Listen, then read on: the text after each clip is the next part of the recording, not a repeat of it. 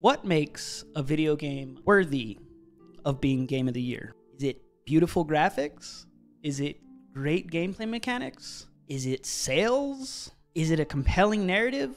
Or is it all of the above? Can we make educated guesses about future Game of the Year recipients based off of these metrics? Or is there some sort of special pizzazz, a chemical X, if you will, about these video games that have previously won that makes them worthy? In this video, I'm going to be making some bold predictions about 2024's Game of the Year. It's not going to be that bold, but it will get some people upset in my comment section, like usual. First question you're wondering is, of course, why am I standing up? Well, I don't know. It helps me think. Maybe I'm a pacer. So to start out, I'm going to be talking about some previous Game of the Year recipients, just so we have the basis of what makes a good Game of the Year candidate. Or just a damn good game in general. The first one I want to talk about is actually one that I consider one of the greatest games ever made, and that, my friends, is The Witcher 3. The Witcher 3, by all of those metrics and by all accounts, is an incredible game. Game of the Year, if not multiple years in a row. That game blew my socks off when I played it. Not only did you have beautiful graphics, these graphics back in 2015 would blow your mind. They were beautiful. The characters in the game were beautiful. The scenery was beautiful. The monsters were gross, ugly, terrifying, but that made them beautiful. Now, before I had even picked up The Witcher 3, I had previously played The Witcher 2 a long time ago, and it was a fun game. I have no complaints. I don't think I ever beat it, but I remember liking it.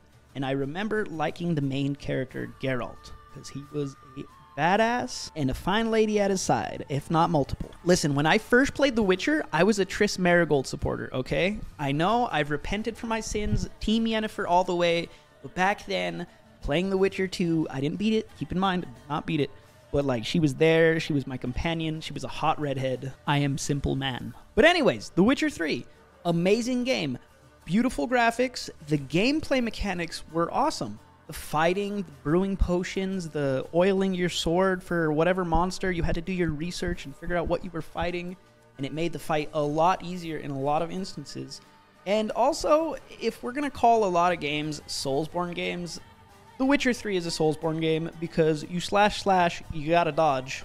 Sounds like Soulsborne to me. Good mechanics is what I'm trying to say. Very good gameplay mechanics. I enjoyed it quite a bit. The narrative was incredible. It wasn't that hard to follow along, but it was beautiful and complex. Geralt of Rivia, a witcher, fights monsters and does it for coin. He is a mutated human specifically bred to fight these monsters. Bred. You can go all across this game's map, fighting monsters, doing it for coin. The main story where you have to save your adopted daughter from this magical wild hunt that's hunting her down because she is some sort of prophesized child that brings the doom. The love interests. You know, every gamer, because they're nerds, loves a good love interest. The voice acting was incredible. Charles Dance was one of the main voice actors, and he's freaking cool. I mean, look at him. Even Henry Cavill, our nerdly king, wanted to do justice to this character because of the video game. But we know how that turned out. Fuck. I'll probably put up a nice little image of how much The Witcher sold, but it probably did pretty well. In fact, probably did amazing. Even the DLCs made the game better. This game from CD Projekt Red was an incredible showing. It was amazing. And then CD Projekt Red went on to flop their next release of a game, but they brought it back. So far, they're doing good. I hear tremendous things, fabulous things. However, I haven't finished it. But The Witcher 3, Game of the Year 2015 for all the right reasons. The very next year, we get a completely different genre that wins Game of the Year. Overwatch. Now, we're not going to talk about Overwatch 2 because I am a bitter X when it comes to Overwatch 2. But Overwatch, that was an incredible game. Overwatch was such an amazing game when it came out, and it rightfully took the gaming scene by storm. People fell in love with this game. People fell in love with the game's characters because they were compelling. The narrative was easy to follow along, even though they didn't give us much from it. The game had its own beautiful, quirky art style, and people rightfully fell in love with the characters because of this. Not only that, but they had amazing, compelling stories that they would deliver to us in the form of videos on YouTube that were just blowing our minds with how cool they looked, but also the story they told. And though it didn't tell the full picture of the entire world of Overwatch, it gave us bits and pieces, and it gave us pieces to fall in love with these characters. And fall in love the gaming world did, and it was a great time. Quite frankly, we wrote love letters. I look back at Overwatch with a lot of fondness, and honestly, it's kind of crazy how far they've fallen from grace. And it's just really sad to think about what we had and what we now have. Enjoy the moments while you can, because they may not always be here. Overwatch in 2016 definitely deserved Game of the Year. Let's jump ahead to 2019, a year before it all went to shit. Another one of those games that could go down in history as one of the greatest games ever created. And it's no surprise that it comes from one of the greatest developers that has ever developed. From Software's Sekiro, Shadows Die Twice.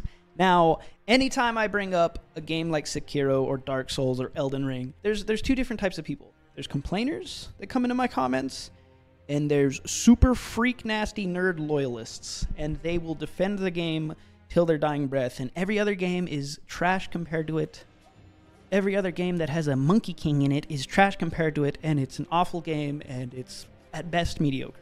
But anyways, Sekiro Shadows Die Twice is above all else an amazing game, a challenging game, a beautiful game, a game that has a narrative that you can understand and it's not hidden behind messages or item descriptions.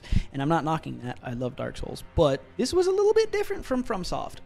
I think they took a risk. By all accounts, they took a risk with this game and it paid off. It was an amazing game. The parry mechanic, as opposed to dodging in this game, was fresh for a From Software game, and it worked. It worked really well.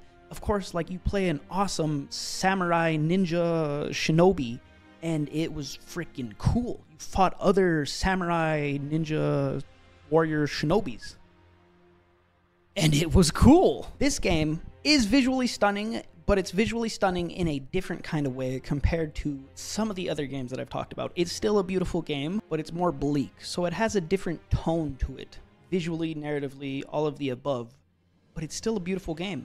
The characters, compelling enough for you to play. The main protagonist is someone you can kind of sympathize with, but you want him to win at the end of the day. All of the characters, like in every other From Software game, are very complex. And that adds to the complexity of the story, but also its nuance, how nice it is to have characters that are complex instead of just one-dimensional. And that really adds something to the narrative. This game is probably the hardest From Software game out there. I don't think a lot of people will argue. I know some people will argue, but I think the consensus is that this is a really challenging game, and I like that. I know some people want a little less of a challenge, more of a casual game, you know, not too hard. That's okay. But I enjoy a challenge, and this game was challenging. In fact, I beat all From Software games at least twice. You know, I revisit them every so often. This game scares me, but it's a good game. We're going to fast forward again about 3 years, and it's no surprise that I'm talking about this game because I've been mentioning that I'm a fan of From Software. Elden Ring. Another one of those games that won Game of the Year, but you can consider it one of the greatest games of all time. There are detractors. There are haters. But I think that's just what they are. They're haters. They're upset for whatever reason, probably because it's a skill issue and they don't know how to get good. But I think the general consensus, again, is that this is one of the greatest games ever made. It just simply is. Which brings up a good point, separating whether you personally like a video game and if it's a good game. You don't have to personally like Elden Ring. It doesn't have to be your cup of tea. You can be a casual gamer and play chill games because you want to unwind from a rough day. But I think it's good that you admit when something is objectively good. Just like Elden Ring. Elden Ring is objectively a beautiful game from all accounts. The graphics are beautiful. The gameplay is challenging yet fair. The story is a compelling narrative. Whether you're just looking at it from a service level or you're digging deeper into lore and GOTY videos, it is a compelling story. One of the greatest stories ever told in a video game. I don't have to say anything about sales because we know Elden Ring sold out, so to speak. This, again, is one of the greatest games ever made, point blank, period. That's all I have to say about it. I love this game. And if you haven't played it, this is your sign to pick it up and play it. And don't give up on yourself. If you beat this game, you will be so grateful. In fact, never mind, we'll get into that in a bit. Right after Game of the Year 2022, in 2023, we got another game that can be considered one of the greatest games of all time. I know I sound more excited about Baldur's Gate 3. I'm just getting giddy at the fact that we had Elden Ring and then Baldur's Gate 3 back to back. That's right. We're talking about Baldur's Gate 3, an amazing game, a game that makes me want to be a nerd and play Dungeons and Dragons. That's pretty cool. That's pretty cool. And I think it made a lot of people get into Dungeons and Dragons. That's freaking awesome. If you don't want such a hard challenge like Elden Ring, but you still want a compelling video game, a game that lets you make choices, and I'm not talking about Bethesda choices, I'm talking about actual choices where you will have an impact on the world around you by the choices you make. Whoo! Personally, I just like seeing how many people I can kick off cliffs. And that's a viable strategy in this game because it lets you do that. When I tell you that this is one of those games that everybody should play, not even just gamers. If you can get your grandma into this game, your grandma will have a fantastic time. Everybody should play this game. Do yourself a favor, pick it up. I'm talking beautiful graphics. I'm talking beautiful women. I'm talking great gameplay mechanics. I'm talking a lot of money. Why am I bringing all this up? Because I want a basis of what a game of the year should look like. It's time to talk about my predictions for 2024. I want to start off with bringing up a game that a lot of you probably forgot about that could even be a candidate for Game of the Year 2024. Helldivers 2. Join the Helldivers. Oh yeah, that's right. Helldivers released in February 2024. And when I say it released, I mean it took the gaming scene by storm. A storm of democracy. The vibe to this game, that's one thing that I forgot to bring up. The vibe of this game was incredible. The aura of this game was so compelling. Everybody was fighting for Super Earth and doing their part. But seriously, this game was amazing. It had such fun gameplay. The beauty of this game was in the gore of this game, let's be honest. Body parts flying everywhere, limbs of bugs, limbs of humans, green blood, red blood, oil blood, everywhere. Explosions. Actually, the explosions were pretty beautiful. Large, big booms, I'm personally a fan of. I'm American, so democracy, big boom, yes. Gameplay-wise, this game was so fun. You could call down nukes, you could call down reinforcements, you could kill your friends with nukes, you could kill your friends with reinforcements. I don't think I've had as much fun in a multiplayer game like that in a long time. It was fun. A lot of people really enjoyed the game. That was until Sony got in its own damn way and screwed the bag up for itself. I'm not going to get into the controversy, but basically everybody fighting for freedom and democracy was now fighting Sony for freedom and democracy. However, I think it's a candidate. I'm not saying it's going to win, but I think it'll be a nominee at the very least. The next game I want to talk about is actually a game that we have already mentioned. That's right, baby. We're going back to the lands between. I'm talking about the Elden Ring DLC, Shadows of the Erdtree. Now, if, and only if, because I don't know how the rules work for Game of the Year, but if a DLC can be nominated for Game of the Year, or if that game that has the DLC can be re-entered for a Game of the Year in a new year, Elden Ring wins again. It's damn good. It's so good. The DLC was so good. It ruined other video games for me for about 2 weeks straight. I didn't want to play any other video game. I was disappointed at every other video game because it wasn't as good as an experience as Shadows of the Erdtree. Shadow of the Erdtree, my bad. I get excited talking about this game. I think much like The Witcher 3, Elden Ring's DLC was probably better than the base game. And that's saying a lot, considering how good Elden Ring is. But this DLC was incredible. The difficulty, the challenge, the story, the visuals. The visuals were absolutely gorgeous in this game. The exploration, it was amazing. I know some people were upset with some of the items in the game and the difficulty in the game, but I think they did a really good job of balancing it, and they listened. The DLC actually added and corrected some things that players really wanted in the base game. These guys at From Software, they have my respect. In an age where countless developers and countless publishers are just letting me down, FromSoft, my goats. Now again, that's a big if. They can re-enter Elden Ring or Shadow of the Erdtree as a Game of the Year candidate. And keep in mind, this is 30 to 40 hours of gameplay from that DLC alone. Game of the Year. Game of the Year. But I don't know. I don't think they can do that. But we'll see. All right, we got 2 more predictions. 2 more candidates. For this next one, I think it has a pretty good shot at winning. And I think it checks off all the boxes that we talked about previously. Beauty, gameplay mechanics, compelling narrative, lots of money. I think it does it all. Black Myth Wukong. There's a few silly little controversies around them. One of them is it a Soulsborne game? Is it not a Soulsborne game? And I think that's kind of stupid because there's lots of games out there that you could consider a Soulsborne game that have like a dodge mechanic, like I said, The Witcher 3 earlier, which I don't know. I don't get bogged down in details like that. I think that's kind of silly. But a lot of people were either hating on it because it's too difficult for some, or it's not a good Soulsborne entry, and Soulsborne purists have something to say. These are kind of fringe people that just want to complain. Maybe they go on Twitter and farm some likes from equally bitter people. Don't go on Twitter. Ignore these people. They have opinions. They're always right. They're always the smartest person in the room. Try not to take them too seriously. But this game, it's a really good game. It's challenging. It's obviously beautiful. Like, the visuals in this game are awesome.